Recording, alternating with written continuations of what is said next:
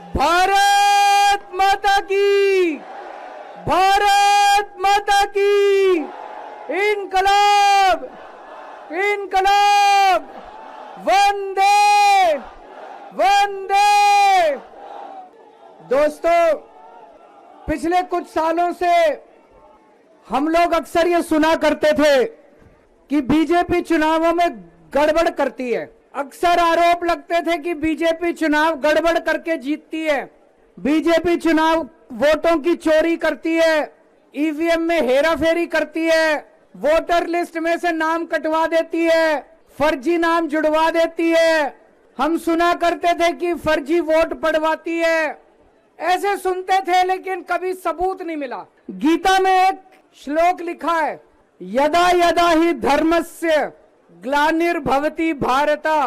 जब जब इस पृथ्वी के ऊपर बहुत ज्यादा पाप हो जाता है तो फिर ऊपर वाले को पृथ्वी के ऊपर आना पड़ता है।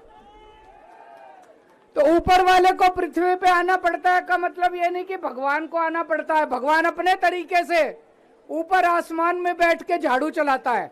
ये जो चंडीगढ़ का चुनाव है, ये दिखाता है कि इनका पाप का घड़ा कैसे भर गया था। जब पाप का घड़ा भर जाता है बहुत ज्यादा, तो फिर प्रकृति अपनी झाड़ू चलाती है, भगवान अपनी झाड़ू चलाता है, चीजों को ठीक करता है। चंडीगढ़ का चुनाव कहने को तो छोटा सा चुनाव था, 10 बाई 10 किलोमीटर का एक छोटा सा शहर है, मेयर का चुनाव था, लेकिन दुनिया की सबसे बड़ी पार्टी चंडीगढ़ के चुनाव में वोटों की चोरी करते हुए पकड़ी गई, रंगे हाथों पकड़ी गई। दोस्तों, इनकी किस्मत खराब थी, इनकी किस्मत खराब थी। एक नारा लगाएंगे, गली गली में शोर है, भाजपा वोट चोर है। गली गली में शोर है, गली गली में शोर है, पूरे देश में शोर है। तो दोस्तों, चंडीगढ़ में ये पकड़े गए, रंगे हाथों वीडियो के ऊपर पकड़े गए, वीडियो के ऊपर। अभी रुक जाओ, अभी रुक जाओ, अभी रुक जाओ, अभी रुक जाओ, अभी रुक जाओ। एक बारी मेरे को बोल लेने दो, अभी रुक जाओ। दोस्तों,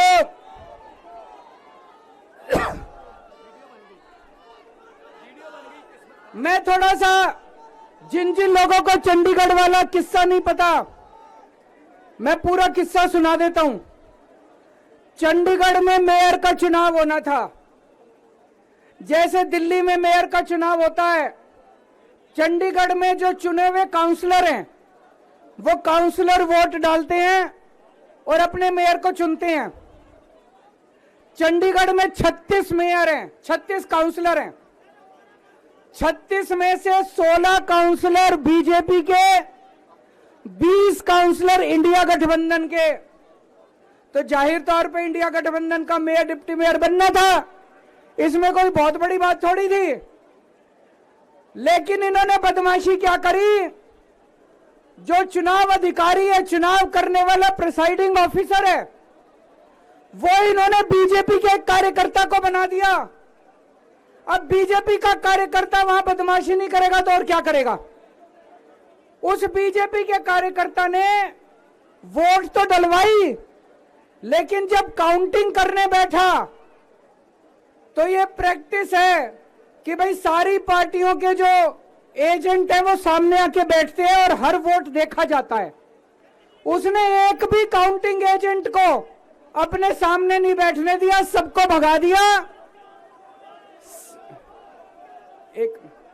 सबको भगा दिया उसने, और उसने खुद ही काउंटिंग करी। और काउंटिंग करते टाइम उसने इंडिया गठबंधन के 8 वोट उसमें गलत सलत निशान लगा के उनको इनवैलिड कर दिया। तो हमारे 20 वोट थे, 20 में से 8 इनवैलिड कर दिए, 12 वोट पड़े हमारे, और उनके कहता है 16 वोट पड़े, सारे हमारे इनवैलिड हो गए। जैसे केवल हमारे वालों को ही वोट पे निशान लगाने नहीं आते, उनके वालों को आता है। अंदर से एक कर्मचारी ने हमें बताया है कि उनके भी 16 वोट नहीं पड़े थे, उनके 13 ही वोट पड़े थे। अब किसी को नहीं पता कितने वोट पड़े, किसी को नहीं पता किसके कितने वोट पड़े, काउंटिंग एजेंट तो था ही नहीं। और उस चुनाव अधिकारी ने नतीजे घोषित कर दिए कि बीजेपी का मेयर बन गया। उनकी किस्मत खराब थी, वहां चारों तरफ कैमरे लगे पड़े थे। उस कैमरे में वो चुनाव अधिकारी इंडिया गठबंधन के वोटों के ऊपर कांटे मारता हुआ, निशान लगाता हुआ उसके अंदर कैप्चर हो गया, उसके अंदर दिखाई दे रहा है। और ये वीडियो पूरे देश के अंदर फैल गया। अब